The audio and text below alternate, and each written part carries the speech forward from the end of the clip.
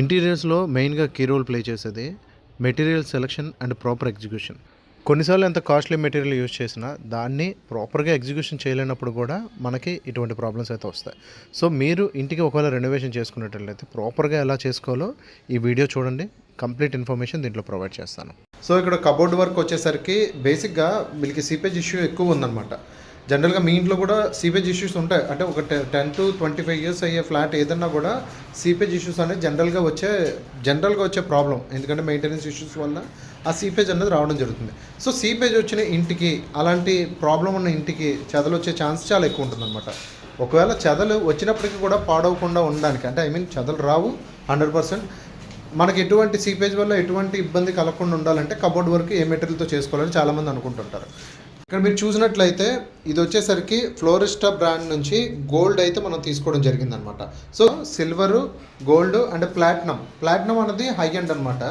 And gold అన్నది mid variant. So mid variant మనకి అన్నిటికి క్యాబినెట్స్కి కానీ, తర్వాత స్ట్రక్చర్కి కానీ, స్క్రూ కెపాసిటీకి, వాటికి అన్నిటికి కూడా బాగుంటుందన్నమాట.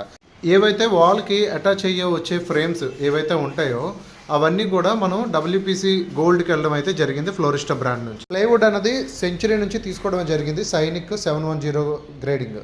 సో ఇక్కడ మీరు చూసినట్లయితే ఇది 16 mm థిక్నెస్ మాత్రమే మనం తీసుకోవడం జరిగింది. ఎందుకు 16 mm థిక్నెస్ తీసుకున్నాం అంటే అగైన్ మనం WPC చేసేటప్పుడు దానికి ఎంత చూసినప్పటికీ కూడా, ఎంత అనుకున్నప్పటికీ కూడా ప్లైవుడ్ అంత స్ట్రెంగ్త్ అండ్ డ్యూరబిలిటీ రాకపోవచ్చు. అంటే ప్లైవుడ్ అనేది మనకి చెదల వల్ల ప్రాబ్లమే తప్ప దాని స్ట్రెంగ్త్ అయితే ఆల్మోస్ట్ అన్నిటికంటే కూడా కంపీట్ చేసే విధంగానే ఉంటుంది స్ట్రెంగ్త్ వైజ్. కానీ ఇక్కడ మనకి ఆల్రెడీ రెనోవేషన్ హౌస్లో మనం సజెస్ట్ చేయం కాబట్టి స్ట్రక్చర్ లెవెల్లో వీళ్ళు ఫ్లోరిస్టా బ్రాండ్కి వెళ్ళిపోయి స్ట్రక్చర్ లెవెల్లో. అండ్ డోర్స్ వచ్చేసరికి మనకి సైనిక్ నుంచి 16 mm తీసుకుంటున్నాం.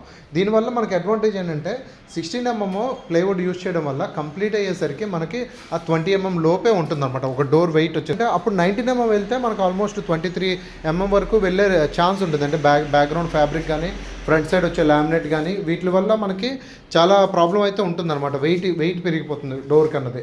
అప్పుడు మీకు ఏంటంటే ఆబ్వియస్లీ ఆ స్క్రూ ప్రాబ్లము, స్క్రూ కెపాసిటీ అనేది కొంచెం లెస్ ఉంటుంది కాబట్టి ఎప్పటికైనా ఆ స్క్రూ ఇష్యూస్ వచ్చే ఛాన్సెస్ ఉంటుంది. కాబట్టి మనం కంప్లీట్గా అది అవాయిడ్ చేయడం అయితే జరిగింది ఈ ఫ్లాట్లో.